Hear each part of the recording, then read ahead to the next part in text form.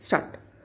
Good evening, ma'am, and my dear friends. Today, my name is Tetris Andalya. I study in LKG Esther.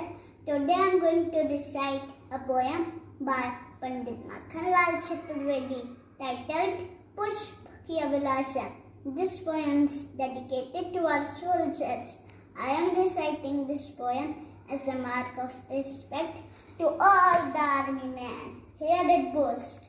जा नहीं मैं सुध वाला के गहनों में गूथा जाऊं, जा नहीं प्रेमी माला में बिन प्यारी को ललचाऊं, जा नहीं सम्राटों के शपर हे हरि डाला जाऊं, जा नहीं देवों के सिर पर चढ़ू भाग्य पर इठलाऊं, मुझे तो लेना वनमाल दे उस पथ पर तुम देना फेंक, मातृभूमि पर शीश चढ़ाने जिस पथ पर जावे वीर अनेक।